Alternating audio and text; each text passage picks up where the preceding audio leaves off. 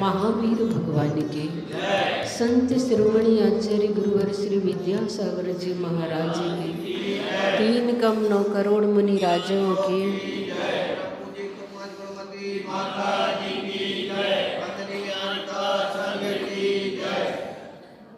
आज विषय आचार्य पूज्य पाद के द्वारा ये 16 नंबर की कारिका कि धन संचय करके उसका सदुपयोग करना किस प्रकार से व्यर्थ हो सकता है। जैसे ये उचित नहीं माना जाता है, उसी प्रकार से हम सोचे कि पहले तो पाप के माध्यम से धन को अर्जित कर लें। कैसा भी पाप हो, हर प्रकार के पाप करके पहले धन को अर्जित कर लें और फिर दान आदि दे करके पुण्य कमा लेंगे। क्योंकि तृष्णा की खाई खूब भरी, वह रिक्त रही पर रिक्त रही। भगवान महावीर कहते हैं 4 स्थान कभी नहीं भरते: समुद्र, शमशान, तृष्णा का गड्ढा, मनुष्य का मन। ये 4 चीज़ें ऐसी हैं जो कभी भरते ही नहीं हैं, इनकी पूर्ति कभी होती ही नहीं है। इसलिए आज मनुष्य पेट और पेटी की हवस में कैसे भी धंधे करने के लिए तैयार हो जाता है और उन धंधों को करने में वह ऐसा अंधा हो जाता है कि उसे अपना धर्म ही नहीं दिखाई देता है।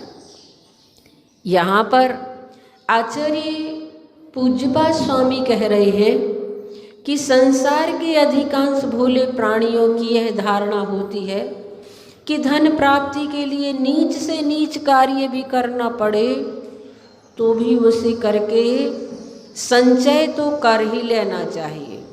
और जो व्यक्ति यह सोचकर कि धन प्राप्ति में जो पापाश्रय होगा तो फिर उसके लिए पात्र दान में, देव पूजा में, गुरु भक्ति में, सेवा, उपकार, परोपकार आदि सत्कार्यों के निमित्त उस धन को खर्च कर देंगे और उससे पुण्य अर्जित कर लेंगे तो पाप हमारा सारा का सारा धुल जाएगा।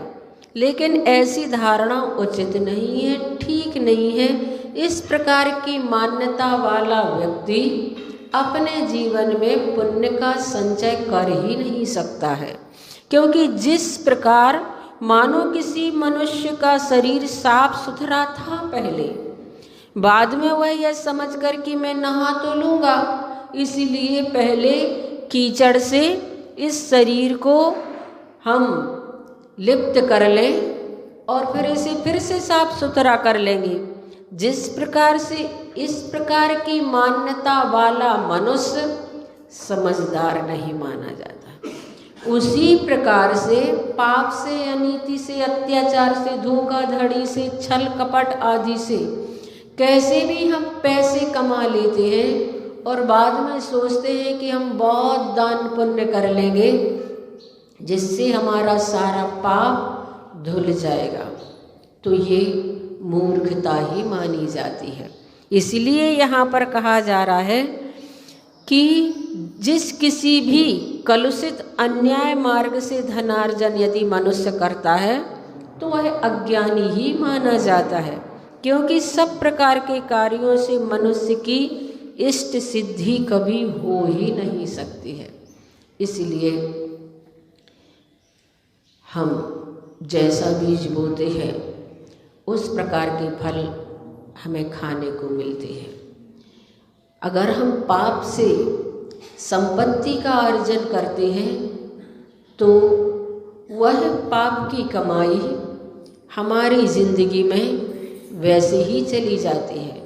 व्यापार शुद्धि के बारे में मैंने जब आपको बताया था तब बताया था कि वास्तव में हमारे जीवन में किस प्रकार से अर्थ पुरुषार्थ होना चाहिए। अर्थ पुरुषार्थ चक्रवर्ती भरत 6 खंड के अधिपति, वो भी अपने जीवन में न्याय नीति से कार्य किया करते थे और अपने जीवन में सट आवश्यक का भी बहुत अच्छे से पालन करते थे।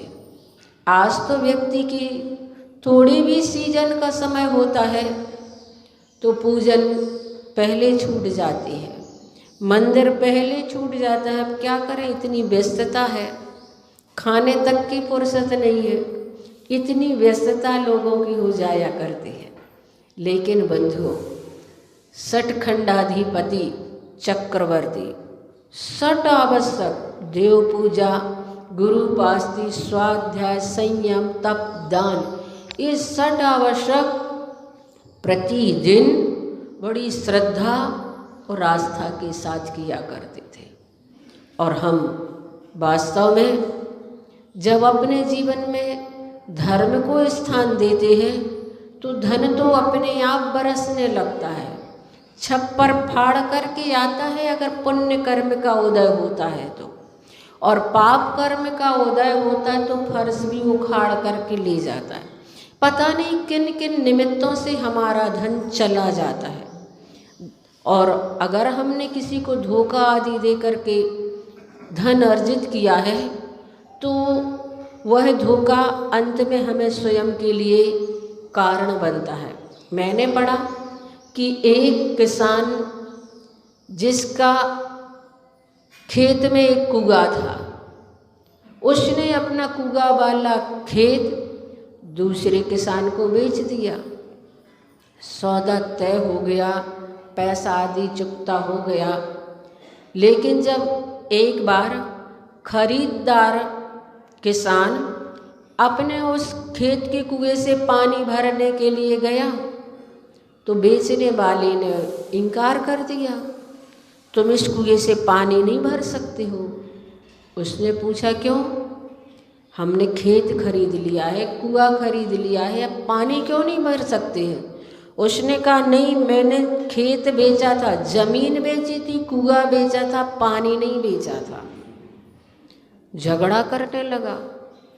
खरीदार किसान ने उसे बहुत समझाया लेकिन उसकी बात समझ में ही नहीं आ रही थी। वह जोर जोर से चिल्लाने लगा, शोर शराबा होने लगा।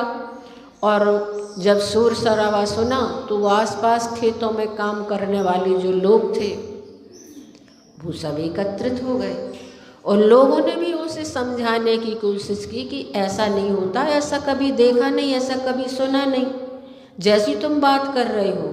लेकिन जिस व्यक्ति को उलझाना होता है तो किसी की बात सुनने के लिए तैयार ही नहीं होते हैं, तो उसने सुना ही नहीं, किसी भी हालत में सुनने को समझने को राजी ही नहीं। लेकिन जो व्यक्ति सरल और सीधा होता है उसे कोई कितना भी उलझाने की कोशिश करे उसके लिए भगवान सहारा देता है। और उस खरीदार व्यक्ति का एकदम से दिमाग में बात आई। उसने उन सभी ग्रामीणों से कहा कि देखो, आप सभी इसकी बात को गौर से सुनो। ये क्या कह रहा है कि मैंने खेत बेचा है, कुआं बेचा है, पानी नहीं बेचा है, इसलिए पानी नहीं भरने देगी। तो मैं इससे कहना चाहता हूँ कि इसने मेरे कुएं में अभी तक पानी क्यों रखा है, इसे किराया देना चाहिए, पहली बात। और दूसरी बात, ये कुआं आज ही इसे खाली कर देना चाहिए और ये शर्त है कि हमारे खेत में एक बूंद भी पानी की ना गिरे। अगर एक बूंद भी हमारे खेत में इसके पानी की गिरी तो इसे हर्जाना भी देना चाहिए, हर्जाना लगेगा, इसे हमारे कुएं में से पानी निकाल लेना चाहिए। जैसे ही उसने इस बात को कहा तो वो तो सही में उलझ गया।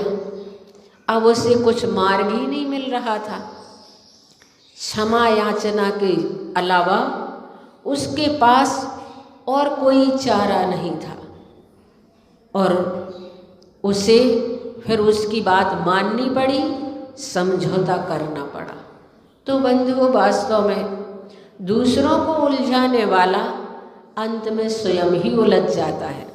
इसीलिए यहाँ पर आचार्य पूज्यपाद स्वामी भी कह रहे हैं कि कदाचित भाग्यवश धन मिल भी जाता है तो अच्छे कार्यों में लगने के लिए बहुत पुण्य की जरूरत होती है। तुम्हारा धन अच्छे कार्य में लग जाए, इसके लिए कई तपस्याएं करना पड़ती हैं, पुण्य के सुमेरु खड़े करना पड़ते हैं, तब कभी हमारा धन अच्छे कार्यों में लग पाता है। धन का उपार्जन शुद्ध साधनों से हो ही नहीं सकता।